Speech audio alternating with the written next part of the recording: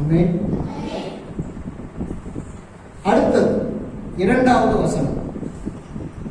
முதலாவது வசனத்திலே 4 பகுதியை பார்த்தோம்.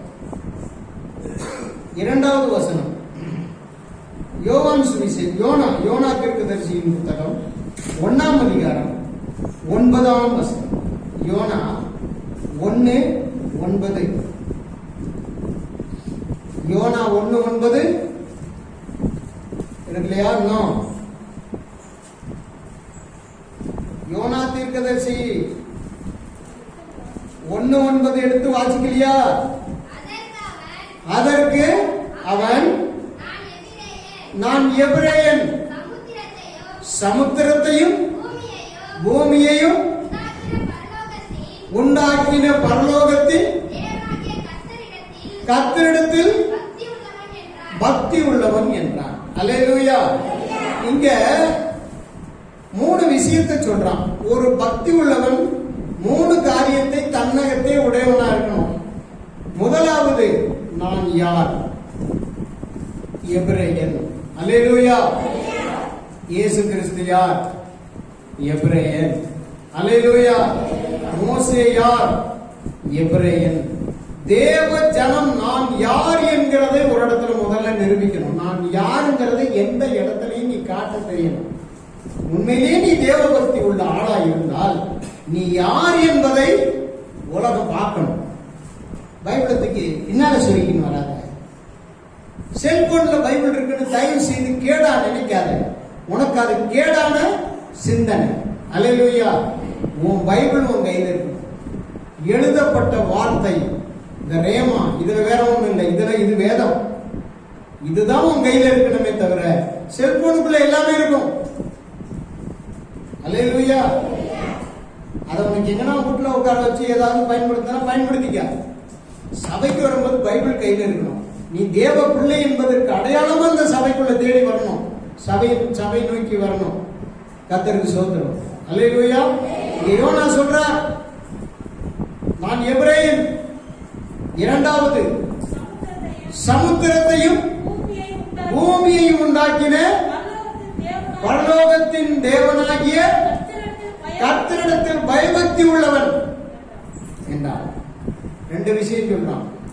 ஒன்னு, யார்? நானு எபிரேயன். நீ தேவனுடைய பிள்ளைங்கிறத நிரூபிக்கணும். 2வது, அந்த ஜனத்தோடு நீ வாழணும். அந்த ஜனத்துக்குள்ளிருந்து நீ வரணும். எங்க வந்தாலும் நீ சாட்சி சொல்லும் போது நீ எபிரேயன் என்பதை நிரூபிக்கணும். 2வது, சமுத்திரத்தையும் பூமியையும் உண்டாக்கின தேவனாகிய கர்த்தரிடத்தில் பய பக்தி உள்ளவர். இதுதான் 2வது, உன்னுடைய வாழ்க்கையிலே நீ பக்திக்கேற்றபடி நடப்பதின் 2வது பகுதி. என்ன 2வது பகுதி? நீ யார்? அல்லேலூயா. கேட்டவர் மலையை தாண்டிங்க, கேட்டவர் மலையை பொசுத்துருங்க, கேட்டவர் மலை தண்ணீர் பந்தல் தருவுங்க. நீ யாரு? நாங்க வடகர் நாம் நீர்ந்துடுங்க. நீ யார்? நீ மூலக்காட்டுக்காரங்க நாங்க. அல்லேலூயா. நீ யாரு? நாங்க மாதிமங்கலத்தாருங்க, நாங்க மலக்காருங்க. நீ யாரவனா இரு. நீ கர்த்தருடைய ஜனத்தோடு இணைக்கப்பட்டாயா இல்லையா? உன்னால சொல்ல முடியுமா? நான் தேவனுடைய மனுஷன், நான் எபிரேயன். அல்லேலூயா. ஜாதியை சொல்லிட்டான். நீ என்ன ஜாதி? நம்ம ஒரேயான சாதி, நம்ம பரசாதி செட்டியர். இதை கேட்டுச்சு. இன்னைக்கு எல்லாரும் தேவனுடைய ரத்தத்தினால கழுவப்பட்ட பின்பு நீ எபிரேயனா மாறினியா இல்லையா? நீ தேவ ஜனமாய் இயேசு கிறிஸ்து எபிரேயன். பவுல் சொல்லுகிறார், நான் எபிரேயரில் பிறந்த எபிரேயன். அல்லேலூயா. மோசேயை குறித்து அங்கே சொல்லப்படுகிறது, எபிரேய குழந்தை என்று கண்டு, அளவில் மிகுந்த அளவுள்ளவன் இவன், எபிரேய குழந்தை என்று கண்டு. பாருங்க, அந்த குழந்தையா இருக்கும் போதே அவன் யாருன்னு வெளிப்படுத்திட்டான். அல்லேலூயா. நீ யார்? நீ உண்மையிலே தேவ பக்தி உள்ள ஆளா இருந்தா ஒழிக்காத, முஞ்சும் மறைக்காத, பைபிளை மறைக்காத, சத்தியத்தை மறைக்காத,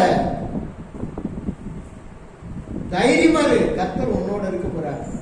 இந்த வருஷத்துல உன்னை நிறைவுள்ளவனா வாழ வைக்க விரும்புறார், நிறைவுள்ளவளா வாழ வைக்க விரும்புறார். நீ யாருன்னு முதல்ல தெய்வ பக்தியினுடைய அந்த தகுதியை காட்டு. தெய்வ பக்தியும் தேவ பக்திக்கு ஏற்றவை என்னங்கிறத நீ இன்னைக்கு விளங்கிக்கிட்டு இந்த வருஷத்துல நீ தேவ பக்தி உள்ளவன்றத நிரூபிக்கணும். தேசத்துக்கு, உலகத்துக்கு. எத்தனை பேருக்கு புரிஞ்சிச்சு? அல்லேலூயா. அப்போ இரண்டாவது என்ன? சமுத்திரத்தை உண்டாக்கினவரு, பூமியை உண்டாக்கினவரு. அவர் யாரு? தேவனாகிய கர்த்தரு. அவர் மேல பயபக்தி உள்ளவன். நீ யார் மேல பயந்துகிட்டு இருக்க? ஊர் ஜாதி பேர்லையா? உன்னை மிரட்டுறவன் பேர்லையா? உன் தேசத்தின் பேர்லையா? அல்லேலூயா. இதெல்லாம் பேசுறாதீங்க, அவங்க பத்தி ஒரு வார்த்தை கூட பேசாதீங்க, அப்படியே உட்காந்துட்டு போயிருங்க. உன்னை நான் எங்க கொண்டு வைக்கிறது? அல்லேலூயா. தைரியமா சொல்ல முடியுமா நீ யாருன்னு? சமுத்திரத்துல அங்க கொந்தளிப்பு உண்டாவது, அடித்தட்டுல படுத்து கிடக்குற யோனாவும் இதோ ஒரு சோர்வுல படுத்திருக்காரு. கீழே போய் கேட்டா, எப்பா எனக்கு தெரியாதுப்பா, யாருக்கும் தெரியாதுப்பா, போப்பான் இருக்கலாமா இல்லையா? சரி, முழுகிறது முழுக போகுது, எல்லாம் போய் சாப்பிட்டான் போறோம். நானும் இப்படியே ஒண்ணும் சொல்லாம செத்து போறேன். நான் சொன்னா என்ன கர்த்தர் மேல அவ்வளவு அன்புள்ளவன், அவர் மேல முகமுகமா நெருக்கமா கோபப்படக்கூடியவன், முறுமுறுக்கக்கூடியவன், தேவனோடு அதிக உறவோடு பேசக்கூடியவன், தைரியமா. எரிச்சலா இருக்குது, நியாயமா அப்படின்னு ஏசப்ப கேட்டா நியாயமா அப்படின்னா அவ்வளவு நெருக்கம். அவன் சொல்றான், யாரு நீ ஏன்டாப்பா அவன் கேக்குறீங்க? எனக்கு தூக்கம் வருது, கம்முன்னு போடாமல. என்ன சொன்னான்? நான் யாரு? நீ எப்படி இருப்பான்? சமுத்திரத்தை உண்டாக்குனவர் இருக்காரு பாரு, அவர் தான் இப்ப கொந்தளிப்பை உண்டாக்குறாருல. சமுத்திரத்தை உண்டாக்குனவர், பூமியை உண்டாக்குனவர், என்னை கொண்டு போய் நினைவேல சேர்க்கணும்னு முடிவு பண்ணவர் இருக்காருல்ல, அவர் மேல பயபக்தி உள்ளவர். ஆமென். அல்லேலூயா. அல்லேலூயா. நீ யார்? உன் தேவ பக்தி என்ன? உன் பக்தியினுடைய வகை என்ன? தேவ பக்திக்கு ஏற்றவை உன் வாழ்க்கையில என்ன இருக்கு? எந்த காரியத்தை குறித்து நீ தேவ பக்தி உள்ளவன் என்பதை வெளிப்படுத்த போற உலகத்துக்கு, உன் வீட்டுக்கு, உன் ஜாதி ஜனத்துக்கு, உன்னோடு கூட வாழுகிற நண்பர்களுக்கு. சொல்லுங்க. எங்க வேணாலும், எப்படி வேணாலும், எந்த மாதிரி வேணாலும் வாழ்ந்துட்டு வாக்கியம் முடிச்சிடலான்னு ஓட்டம் முடிக்கணும்னு கனவு காணாத. போற இடம் என்னன்றது உனக்கு தெரிஞ்சிருக்கு, நரகம். அதுக்கு முன்னாலே நீ யாரு? தேவபக்தி உள்ளவனா? அப்ப தேவபக்தியின் வகை உனக்குள்ளே இருக்கு. தேவபக்திக்கு ஏற்றவை உனக்குள்ளே இருந்து வெளிப்படும். ஆமென். அல்லேலூயா. சரி, இப்போ அடுத்தது மூன்றாவது பகுதி. மூன்றாவது பகுதியை நான் இப்ப வாசிக்க போறேன். லூக்கா சுவிசேஷம் 2ஆம் அதிகாரம் 25ஆம் வசனம். லூக்கா. அப்பொழுது சிமியோன் என் பேர் கொண்ட ஒரு மனிதன் எருசலேமில் இருந்தான். முதலாவது நீதி உள்ளவன், தேவபக்தி உள்ளவன், ஆறுதல் வருவதற்கு காத்திருக்கிறவனுமாயிருந்தான். பரிசுத்த ஆவி அவன் மேல் இருந்தார். இப்ப 4 விஷயம் அங்க இருக்கு. அல்லேலூயா. நீ உண்மையிலேயே தேவபக்திக்கு ஏற்றவைகள் என்று சொன்னா இங்க 3வது பகுதியில 4 இருக்கு. என்ன தெரியுமா? அந்த சிமியோன் முதலாவது நீதி உள்ளவன். என்ன உள்ளவன்? தேவ நீதி அவன் மனதிலே நிரம்பி கிடந்தது. உன் வாழ்க்கையில தேவ நீதிக்கு கீழ்ப்படுத்திருக்கியா? ஞானஸ்நானம் எடுத்திருக்கிறியா? இவர் சுத்தி அடிச்சு நேரம் இங்கதான் வருவார். நான் பாயிண்ட்டுக்கு வராம போக மாட்டாரு. பாயிண்ட்டுக்கு தான் வருவேன். பாயிண்ட நீ விட்டாக்கா பாயிண்ட் தவறி கீழே விழுந்து நொறுக்கிடுவேன். அல்லேலூயா. முதலாவது அவன் யாரு? நீதி உள்ளவன். அந்த சிமியோனை குறித்து அவன் எங்க இருந்தான்? எருசலேமில் இருந்தான். அல்லேலூயா. நீ எருசலேமில் இருக்கிறியா? எருசலேம் என்றால் என்ன? சமாதானத்தின் நகரம். சமாதானத்தை நாடி அதை தேடி அதை பின்பற்றுகிற பிள்ளைகளோடு நீ சேர்ந்துட்டியா? இணைஞ்சிட்டியா? பக்கத்து வீட்டுல கோயில் இருக்குன்னு சிறுவ போட்ட இடமெல்லாம் போறியா? முதலாவது அவர் சிமியோன் எங்க இருந்தாரு? எருசலேமில் இருந்தார். இரண்டாவது அவர் நீதி உள்ளவராய் நடந்து கொண்டார். தேவ நீதி, வேத நீதி. அந்த வேதத்துல என்ன ஒழுங்கு நீதி சொல்லப்பட்டிருக்கோ அந்த நீதியின்படி நடந்து வாழ்ந்து வந்தார். அல்லேலூயா. அடுத்தது அவர் உண்மை உள்ளவராய் இருந்தார்.